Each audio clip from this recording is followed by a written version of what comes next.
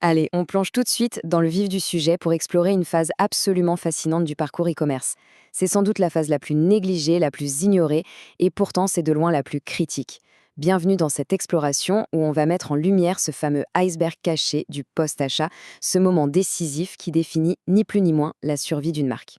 Imaginons l'instant précis où le clic sur le bouton Acheter se produit.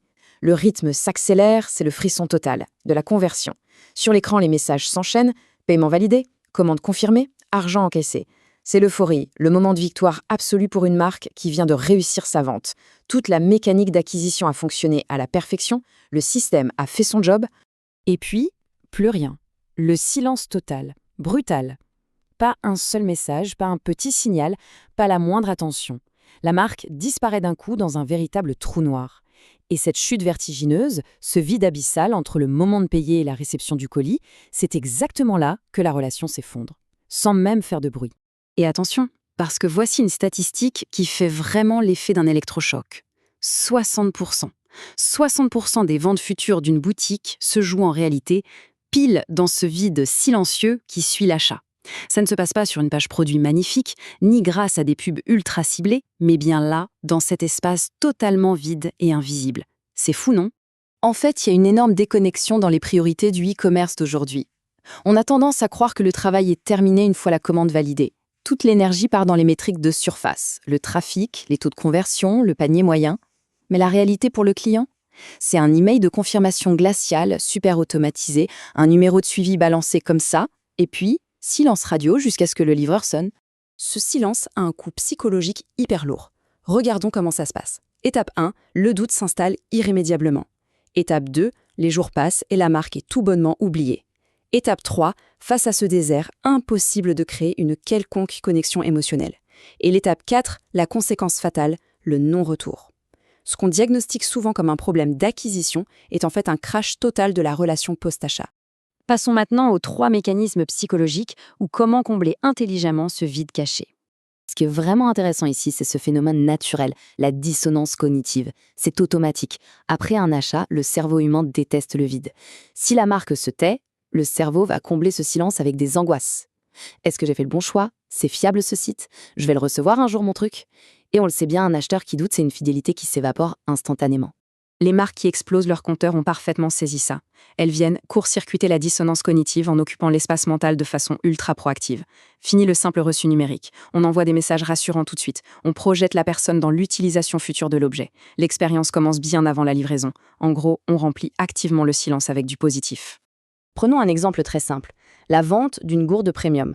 À gauche, le scénario A, le grand classique, merci pour votre commande, et puis le néant. À droite, le scénario B, l'engagement puissant. On envoie des détails sur la préparation, on partage 3 erreurs d'hydratation à éviter absolument, et on donne le mode d'emploi pour que la gourde dure 5 ans. Parce qu'on est tous d'accord, personne ne veut boire une eau qui a un vieux goût de plastique. Résultat, on crée une anticipation géniale et un lien émotionnel alors que l'objet est encore dans un camion. Et ça, c'est la parfaite illustration de la règle de l'apogée fin, la peak and rule.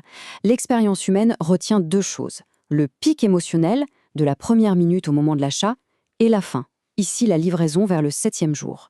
Mais au milieu, autour du 3e jour, il y a ce vide, ce fameux trou noir émotionnel où la marque laisse toute la place au doute. Pour détruire ce trou noir, l'objectif est simple, créer des micro-pics pendant l'attente. Des petits messages surprises, du contenu éducatif qui sert vraiment à quelque chose, une attention ultra personnalisée et un suivi de livraison limpide et rassurant. En générant ces micro-pics, on contrôle la perception du temps. Si magique, le colis donne l'impression d'arriver beaucoup plus vite, tout simplement parce que l'attente est devenue une vraie aventure. On passe à la pratique avec des exemples concrets pour bien comprendre le retour sur investissement de cet engagement post-achat. Regardons l'évolution d'une marque de mode générant 100 000 € par mois. Avant, leur seul contact, c'était le mail de confirmation. En modifiant simplement leur communication après l'achat, le taux de réachat a fait un bond de 18 à 31%. Conséquence directe, la valeur globale générée par client a explosé de 42%. Une croissance colossale, et ça, sans investir un seul euro de plus en publicité. Le secret de cette croissance, c'est une séquence millimétrée sur 7 jours. Jour 0, confirmation et histoire de la marque. Jour 1, conseil de style. Jour 3, immersion dans les coulisses de fabrication. Jour 5, de la preuve sociale avec d'autres clients ravis. Et le jour 7, l'invitation officielle dans la communauté. On ne reçoit plus juste un vêtement, on est accueilli dans un univers à part entière. On change de domaine, direction la tech avec un clavier mécanique à 120 €. Le souci de base, trop de retours et des avis très mitigés. En mettant en place la bonne séquence post-achat, la tendance s'est complètement inversée, une baisse des retours de 25% et surtout une augmentation fulgurante des avis positifs de 60%. La magie ici, c'est de l'éducation pure. La séquence fournit un guide d'installation express de 5 minutes, dévoile 3 réglages que presque personne ne connaît et balance des astuces de productivité pour le jour J. Le raisonnement est imparable. En aidant à maîtriser le produit dès le déballage, on s'assure qu'il sera infiniment plus apprécié. Cette stratégie est tout aussi redoutable dans la déco.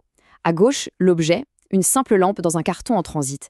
À droite, l'idée, une superbe galerie d'inspiration envoyée pour montrer comment intégrer cette lampe dans 3 styles de salon différents. Le produit s'élève, il devient un véritable style de vie. Et bam, les partages sociaux explosent et les achats complémentaires suivent la cadence. Et le point crucial à retenir tient en un chiffre, x2. Une marque de compléments sportifs a purement et simplement doublé ses réachats. Au lieu de traiter la vente de protéines comme une simple transaction sans lendemain, elle a envoyé un programme d'entraînement et de recettes sur 14 jours. L'engagement a été multiplié par 2. Ce qui nous amène à notre dernière partie, redéfinir l'expérience client. Car le véritable produit, c'est l'entre-deux. La vraie révélation, c'est que le produit vendu, ce n'est pas juste l'objet dans la boîte. Le vrai produit, c'est le pont entre l'achat et l'usage au quotidien. Quand on scrute le boutique d'élite, on retrouve toujours les mêmes signaux. Elle ne laisse jamais, au grand jamais, quelqu'un seul dans le vide. Elle continue l'histoire après le paiement, elle guide l'utilisation, elles font monter une attente positive. Leur secret n'est pas une meilleure acquisition, c'est un post-achat tout simplement imbattable. Et ça nous mène à cette observation d'une puissance redoutable. Le silence coûte plus cher que la publicité. Laisser un acheteur dans l'obscurité totale après avoir encaissé l'argent, c'est de très loin l'erreur la plus ruineuse possible. L'acquisition perd tout son sens si la relation meurt le jour même de la commande. Alors pour conclure, il ne reste qu'une seule et unique question à se poser. Que se passe-t-il après l'achat ? C'est dans ce moment invisible, souvent complètement délaissé, que réside le levier de fidélisation le plus fort. C'est précisément dans ce vide que se prend la décision de revenir, bien avant de scotcher le carton d'emballage. C'est véritablement là que l'expérience prend tout son sens.